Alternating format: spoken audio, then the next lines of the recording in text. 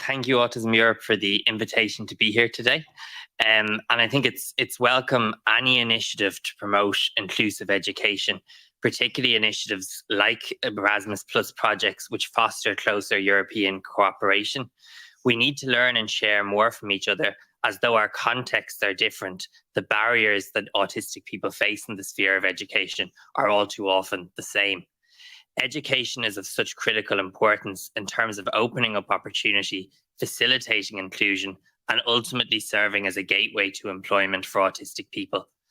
And yet, for such a positive opportunity, for such an essential component of society, when we talk about autism and education, that's not the language we tend to hear. Very often, it's not a very positive discussion.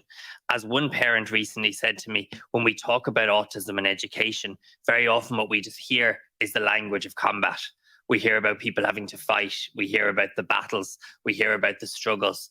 And unfortunately, those are still very much norms for autistic students and families in Ireland. And I know from speaking to colleagues right across the European Union. I know a little bit about some of these experiences myself. I was diagnosed as being autistic in the mid 1990s. And at the time, there was not the level of awareness of autism that there is today. And really, at that time, my parents were faced with a choice: either send me to a special school, segregated from my community, unable to access the mainstream curriculum, or go to the same school as everybody else and just be seen as the boy who was clever, but the boy who wouldn't do what he was told, the boy who couldn't sit still in his chair, the boy that couldn't follow simple instructions. So as a result, I spent the first 3 years of my education in a special school. And whilst I had positive experiences there, thankfully over time, the system began to change. And when I was 8 years old, I moved to national school or primary school, where I had the support of a special needs assistant or a classroom assistant for 5 years. Based on those experiences, I was able to go to secondary school independently. And by the time I was a teenager, I had something of a juxtaposition in terms of experience. On the one hand, I was more independent in the education system than ever before. And on the other hand, I felt less comfortable about my autism diagnosis than ever before, because very often the barriers that I experienced going through my schooling came from when other people didn't understand. And not always in a negative way, often people wanting to help, but not knowing what was the appropriate way to help. And so adding to that sense of otherness that is so often experienced by autistic young people. After my time in secondary school, I briefly went to university, but I found that transition extremely overwhelming, and I ultimately dropped out. And while I suppose my educational journey has been varied, I think overall I've been very lucky to have had the right support at the right time. But very much my experience growing up was when I had positive experiences in education, it came from when people had the training and understanding that they needed. And when I had negative experiences, it came from the absence of that. And it was these experiences that led me to establish AsIam 10 years ago. And today we're Ireland's national autism charity. And our vision is to bring about a society in which every autistic person is accepted as they are, equal, valued, and respected. And in working towards that vision, we provide support both directly to autistic people and their families, but also critically, we address autism as an accessibility barrier.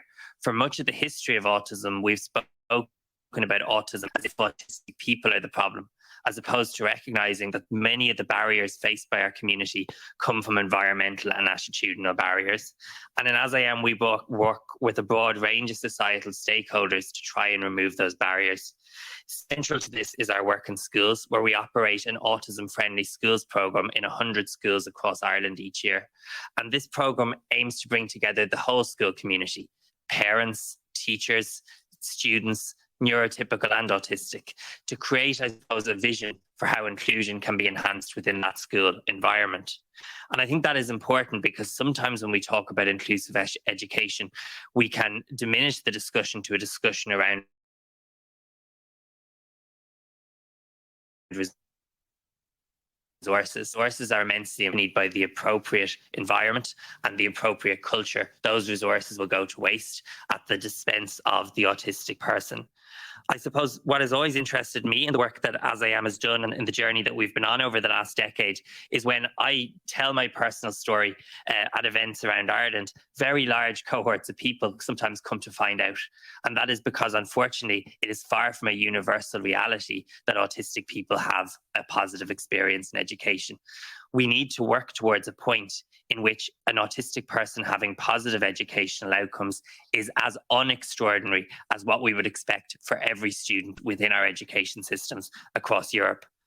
I think despite the much significant work that is to be done, it is important to recognise that there has been progress. And I would suggest that that progress has been particularly in the area of awareness. The next bridge we must cross, however, needs to be in the sphere of understanding and acceptance. I think we come to this discussion at an important time. If the barriers for autistic people in education were significant and pronounced prior to the pandemic, we still do not know the long-term impacts of the COVID-19 pandemic on our community. In Ireland, where we had the longest school closure period in Europe, we've seen many autistic people greatly disadvantaged, and often, instead of receiving the support that has been required, an increase in support needs has too often been met with reduced timetables, suspension, expulsion, and otherwise exclusion from the classrooms. I think when we talk about autism and education, we should challenge ourselves about how we think about it. Really, what we're not talking about is special education. Really, what we're not talking about is additional needs. What we're talking about is the same chance. Autistic people just want to have the same chance to learn as everybody else. But unfortunately, invisible barriers exist that often deprive autistic people from having that opportunity. In AsIam each year, we publish the Same Chance report, which is a state of the community report on autistic life in Ireland. And this year, that survey was answered by 1,603 respondents, autistic people and family members. And it paints a stark picture, particularly in the sphere of education. Over 60% of respondents did not believe the education system was inclusive of autistic people based on their own experiences of that education system. Over a quarter of respondents did not have access to an appropriate school place. So as a result, I know those statistics are specific to Ireland, but I suspect they are shared experiences in many respects right across European countries. So what are those barriers and why do they exist? I think as a starting point, it's important to recognise that we have seen a significant increase in diagnosis in recent years. Just 2 years ago, our government spoke about 1.55% of children in school having an autism diagnosis. This year, they are speaking about 3.38% of students having an autism diagnosis. And unfortunately, resources have not kept up to pace with the very welcome increase in diagnosis, which we know comes from improved understanding. While there is an increase in diagnosis for many, we know that those who have the greatest barriers within the education system are often those who face the biggest barriers to accessing diagnosis. And we think in particular of girls and other intersectional minorities. It still remains a barrier that while we have a situation in Ireland that nearly 90% of young people now attend mainstream school, either in the same classroom as everybody else or in a special classroom within a mainstream school, the reality remains that many people are still travelling long distances from their community, sometimes 70 kilometres a day round trips. This is not inclusion because it is not giving people the opportunity to grow up with their peers and learn with their peers in their local communities. The other reality is meaningful integration is often not taking place. Inclusion is not about permission to enter a building. It's about being able to fully have an opportunity to learn. And too often that is still not an experience enjoyed by autistic people. While autistic people have changed significantly to enter mainstream schools, sometimes it feels like too little has changed within schools themselves.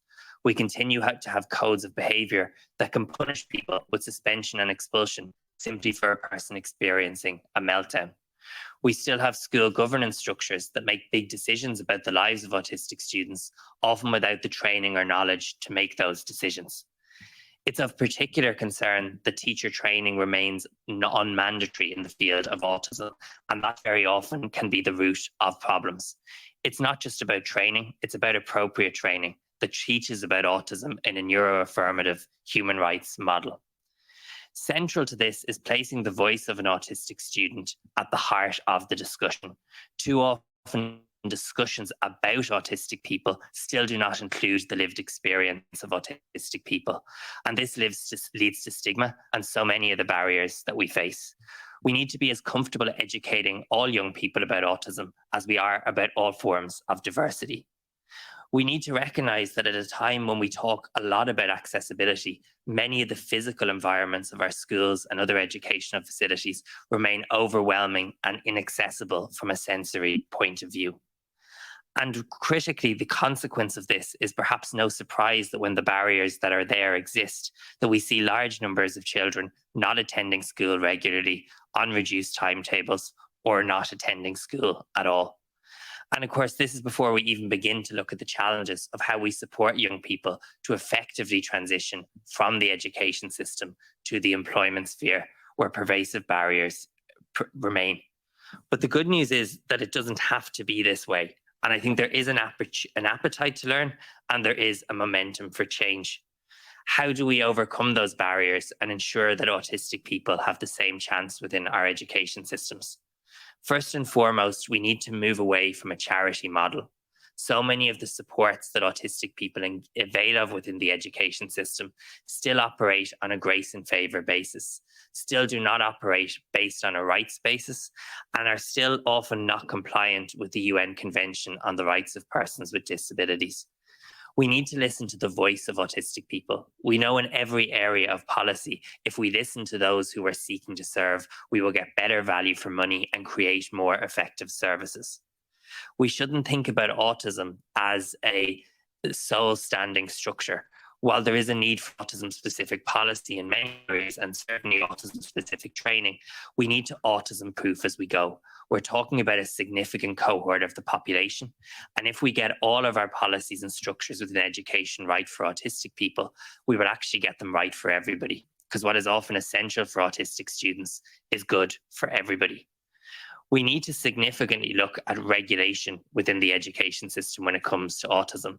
In particular, it is concerning that we continue to see behaviour and medical-based interventions that are not evidence-based and can be deeply harmful for autistic students. And indeed, it is of significant concern that restraint continues to take place in many schools without appropriate training. But what we really believe is that training needs to be at the heart of this, that until we have a point in which people empathise and understand with the experiences of autistic students, barriers will remain. And we don't believe this is just about teachers. This is as much about the parents of other children. This is as much about caretakers and administrative staff. It is the need to take a whole school approach to autism, because when that takes place, it can make a huge difference. We need to see fundamentally a culture shift, and we need to ask ourselves a very simple question. When we talk about the education system, what defines success? Because if we want to have an inclusive education system, we can no longer use the old metrics of success to talk about what is a good education for an autistic person within the mainstream system. Because if we can create a system in which success is a personal measure, the benefits are there for everybody. Each year, we poll a representative sample of 1,000 Irish adults on their attitudes to autism. What is really, really positive to see across every single measure, from making friends with autistic people to entering relationships with autistic people, 18 to 25-year-olds have the most progressive attitudes. Why is that? They have sat in classrooms with autistic young people. An inclusive education system for autistic people makes for a more inclusive and better society for everybody. So thank you very much, and I look forward to the discussion. Hello, everyone. I will describe myself first. I'm a woman, white woman with curly hair, brown, with brown eyes. I wear glasses because I cannot see without glasses, and I'm wearing a green shirt, not because Irish speaks before me, but perhaps because I'm a landscape architect and the mother of a young boy with autism. So thank you so much, everyone, but a special thank to Adam, because you speak what I feel, what I think, and I'm without words. I don't know if you read our project, but it's the beginning of our concerns and also our challenge in this project. So I need, this is one of my difficulties with ICT. I will present a DigiTool project, which is coordinated by Inovar Autismo, which is the first Portuguese association that congregates people with autism in the border, parents, and also people concerned with the human rights. This project was coordinated by us. I have with me Angélica from Autismo Sevilla. She will talk about the results, and also the professor Jose Nogueira from ISCTE, which is the Portuguese university who made the evaluation of the project. We also have the participation of Diversamente, Autistic Association from Sardinia, Italy, and also three other partners, CRID from university in Portugal with access us in the communication ICT, Intermediac, which is a Greek association with development the app and also the site and so on, and also our always partner Autism-Europe with develop all the projects and all the dissemination of the results. So, okay. First problem, I think Adam also referred this, autistic people often present difficulties in terms of communication, interpersonal and behavioral relationships. In the level of schools, and shall I say to you, these projects only concerns about inclusive schools. We didn't work in special schools. We have these three countries, Portugal, Italy and Spain, where the education model is quite different. So it was a challenge, but also it was very important for us to try this model in three different countries with three different education models. In Portugal is inclusive schools. We have a very few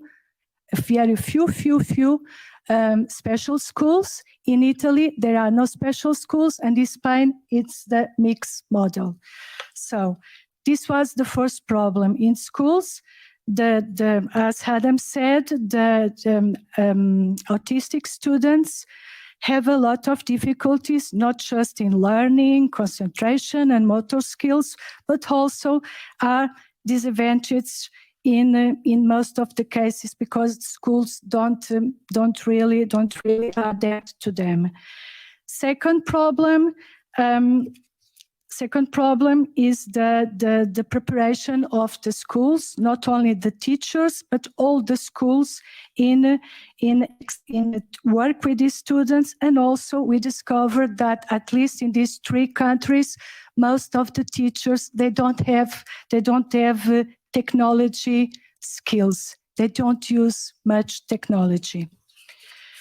Then with the pandemic, all these things, like Adam said, went completely wrong. During the lockdown, these difficulties intensified further. The lack of access to technology resource, not only from the teachers, but also from the students, and the digital and material are very few, and the people with autist students, they didn't have much support. So we tried to design this project, which was direct to, sorry, I have to change. That's my disadvantage. So what did we, okay. Sorry, I'm in this one. I forgot to change the slide. Okay, this one. So we tried to design this project direct to the teachers, the regular teachers, and also the special educators who work in the inclusive schools, to work with autistic students using the ICT tools. Through the training, with this digital tool, we also the teacher will also work with students.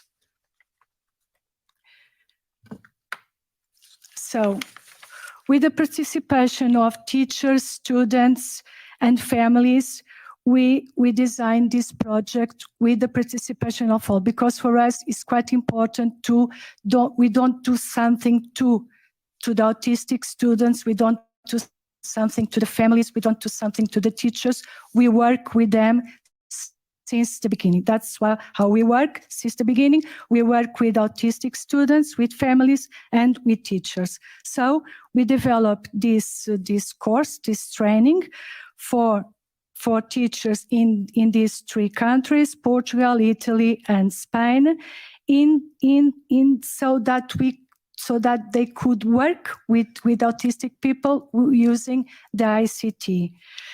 This training has two parts, a theoretical part and also a practical part, where the teacher needs to work in the classes and with the students. One another, not just to develop a training for teachers, but also to build a multi-resource kit and a manual. This multi-resource kit will be available soon in an app and also in the site. And in the end of projects, we will share this resource, and at least in Portugal, we will begin to work with them, with the schools, which one we are working now. So the implementation, we develop a theoretical part, learning sessions of 25 hours for teachers. These sessions, they are quite important to be learning, because during the theoretical part, the teachers, they use ICT resources, okay? Then a practical application of 10 hours, where the teachers, they choose a subject, they choose a problem that they have in their school, or something that they need to work with a student in particular. So they develop a practical part. And this was quite important in the 3 countries. Only the teachers that finish the practical and theoretical part will be able to finish the course and have a certification. Then we have our Greek partner with us, of course, building the multi-resource kit. So who benefits from this project? First place, the teachers. Yes, the teachers from regular school, which are the regular teachers. We have teachers from the elementary school, secondary teachers of maths, of Portuguese, Spanish, philosophy, but also the special educators. But the students, the autistic students, of course, but also all the other students and all the other people involved in school. Evaluation, I think my colleague from ISCTE will talk about the evaluation model, so I will pass this one because I think I've talked a little bit too much. This is the site where you can see all the projects and what do we want to achieve. First of all, to promote ICT tools as a tool to promote learning, communication, and self-determination of autistic people. Like Adam said, it's important that all autistic students have a voice in the classroom, have a voice in the school, and using these ICT tools, they could promote that empowerment and self-determination. Second, to change something in the education community, to change the way as teachers, the way our teachers work with the students, and to promote the use of ICT tools to this change in the education system. Then, of course, the partners, the associations, the NGOs, all the community will use also this kind of material. Increase the number of schools trained to work with autistic students. This is a problem that we have in Portugal also, like Adam says. Most of the teachers, they don't have training in autism. So that's something that we do every day, training teachers in Portugal. And also we try to change somehow the public politics about the environment and about the ICT, the using of inclusive ICT as a strategy to change the environment of the school. Like Adam said, it's not teach is the whole environment of the schools, and also is the whole environment of the school. Something that I didn't say before. Some of the training, the teachers, they didn't work only with autistic students, they work with the whole class. And some of the training, the teachers, they promote, I will change something in my school. I will put my school more inclusive in communication. So I think my colleague will talk a little bit about that. Some changes were made in schools, and all the students were involved. And that's, like Adam said, is the future. Inclusion is for all the people, and we all are part in inclusion. So thank you so much.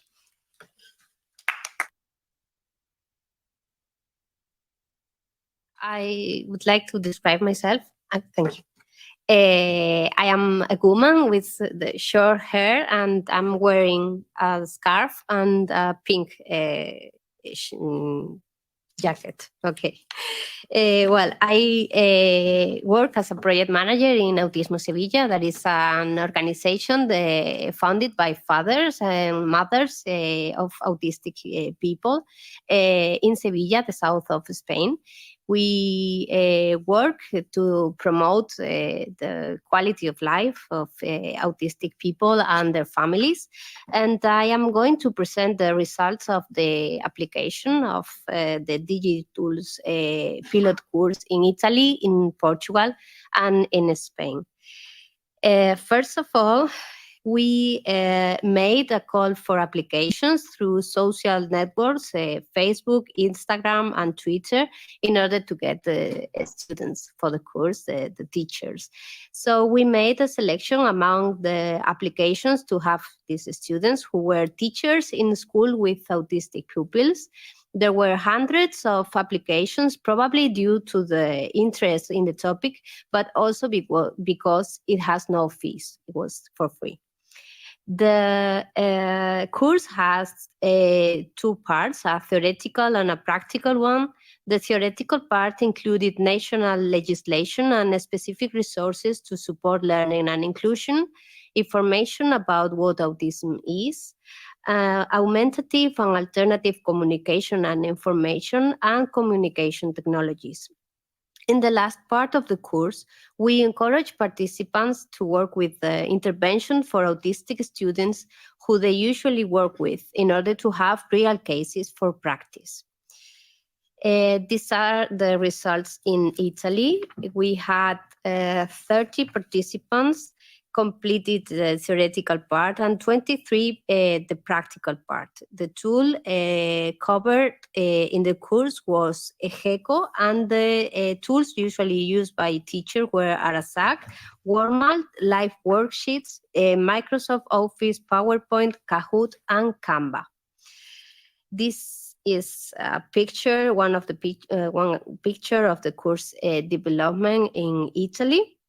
And the perception of the technical team regarding the implementation of the project was that there was a great interest from the teachers involved who wanted to learn an effective way to support the autistic students in the classroom.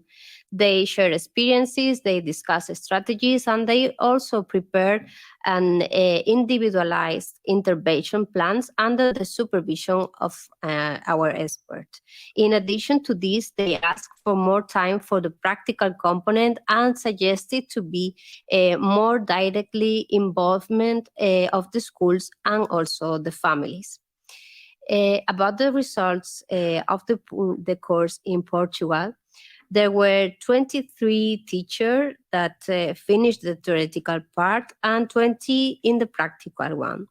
The tools that were covered in the course were AsIam, Padlet, Live Worksheets, Kahoot, Quizlet, Wizardme, AsIam Browser. And the tools used by teachers were AsIam, Book Creator, Pick for Me, Kahoot, Genially, NSO Verbo, Story Sequencer, and Talking Points.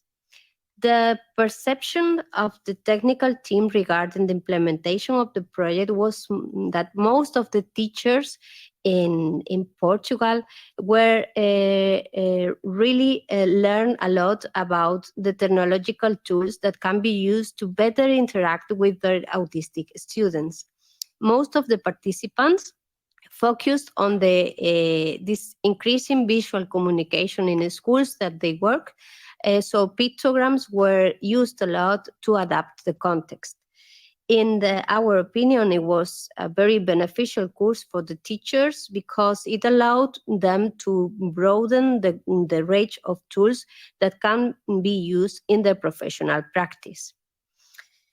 This is two pictures of the development of the course in Portugal. And finally, the results in Spain, that all on-site students attended regularly, and we followed the program and provided support material. Between the sessions, the content was posted on the classroom, and the students could ask questions or clarify doubts during the sessions. Sorry. There were some reflections about how the teachers can facilitate educational care, and we have put them written. Well, I will read it. I consider that the most important thing is to give visibility to people in the near environment of these students. In this way, professionals will be more and more trained in terms of the needs of the students, and we will have more notions of how to face to the particularities of autistic students. The training and preparation of teachers is fundamental and very necessary. The bank of activities adapted to the different educational levels for autistic students. It's also necessary to reduce the ratio in the classroom, and specialized training for teachers who work with autistic students should be mandatory. This training is essential, but not only in the professional education field. In universities and teacher training schools should be offered as mandatory training because it would be a great advance in the development of their learning processes, shortening intervention times, being much more effective. Another contribution pointed out is to train the families of non-autistic students, the families of the classmates in addition to the autistic students. And also a kind of supervision at home. And other suggestions or contributions were, well, congratulations for the work and planning. I would like to be able to receive this training through the public administration free of charge to teachers in the centers of education in the public system. I really like the training, and I will encourage my colleagues to receive a training of this type because you never stop learning when you work with people. Thank you for all the information. It was great. And some people suggested also to increase more face-to-face places for the next course. It is supposed that it's going to be another one. And also to increase the practical part, and also expanding this training to other social sectors, and for example, health system, and the possibility of visiting the center classroom in order to learn about the different materials and the structure of the classrooms. So we as a team, we are really happy with the results of the course and in the DigiTool project, and we believe that it has been very fruitful for all the participants in the three countries. Everybody, I am a man. I use 2 pairs of glasses and I am a man of middle age. Let me introduce myself. My name is Jose Nogueira. I'm a sociologist. I'm PhD in public policies, and I'm a researcher and a professor in ISCTE, University Institute of Lisbon. and we carry out the evaluation of this project. Okay, let's talk about the theory and the methodology of the evaluation. Our approach covered four major areas: pertinence and coherence of the project, implementation and the satisfaction of the participants, the results and the impacts.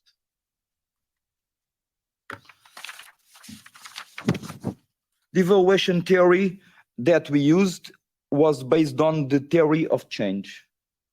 The literature shows that schools in general are not prepared to work with autistic students using ICT. And we know that the learning success of these students would improve if these digital tools were used. These students usually have lower academic success and lower educational level than students without disabilities. So the initial expectation was that DigiTool could improve learning success of autistic students, could improve better level of qualifications, could improve better access to employment, could improve more social participation. The pilot project could also have impact on families and could also have impact on the education system in educational communities in 3 countries. This is the initial expectations. Okay, in the beginning of the project, we have quantitative and qualitative approach to evaluate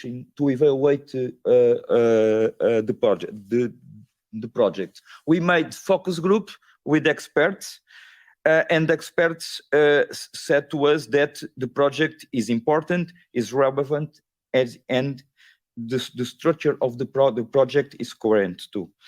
The project also regards relevant and coherent with families and with the professionals. Okay, let's talk about some results. As you can see, in Portugal, Spain, and Italy, the large majority of participants are teachers and are teachers female. The average age of the participants was between 42 and 48 years old. Most of teachers who joined to the project were special education teachers. So it's not very good notice. I'm sorry. If we think about inclusive school paradigm, we have to think about that. Why so large percentage of participants are special needs students? I'm sorry, teachers. In Portugal, in Spain, most of teachers covered are teaching in the first basic cycle. In Italy, it was a very similar division between the first and second cycles. Also, a smaller percentage, it's important, but important to highlight, is the participation of higher education teachers in 3 countries, 10 to 15%. Okay, we asked the teachers how the course had been important to improve their knowledge in autism field. This slide shows that the project improved the participant knowledge on concept of autism, causes of autism, and warning signs. As you can see, in the opinion of most of participants, the project allowed to improve their knowledge about characteristics of and potential of autistic people, changes in secondary education, and autism in girls or autism in women. More specifically, specifically, I'm sorry, I'm very tired because yesterday we went at 3 in the morning and I don't sleep very well. I'm sorry. I said that the project also allowed improved knowledge in participants in ICT, namely in augmentative and alternative communications in general, and in communicative fitnesses specific in autism.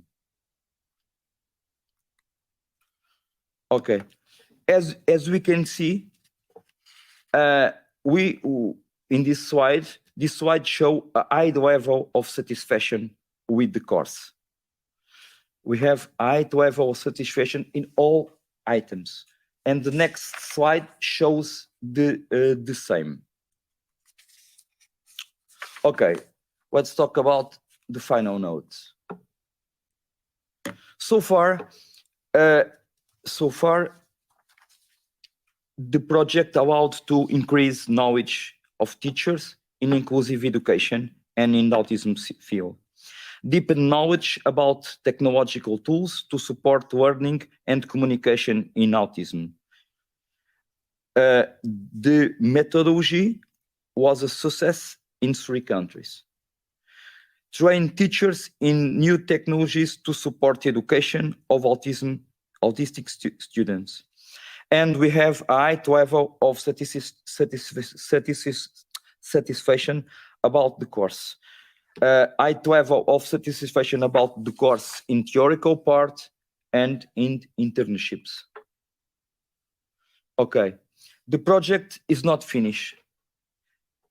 And our evaluation is not finished too. In the end of the project, we will evaluate these results better, but we will evaluate the impact of this project.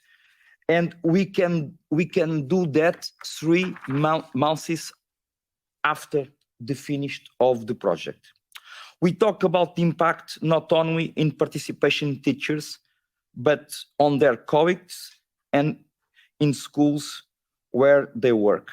We talk about the impact on autistic students who participating in the internships phase and in their families. We talk about impact on educational community. For example, what lessons remained? What changes we can observe in the schools that this project carry out? We talk about the impact not only, yes, okay. I have a slide double. Disability needs is not to be an obstacle to the success. Stephen Hopkins say that, and this project allows to learn that it's possible to improve in success of autistic people, not only in school but in employment, in family, and so on.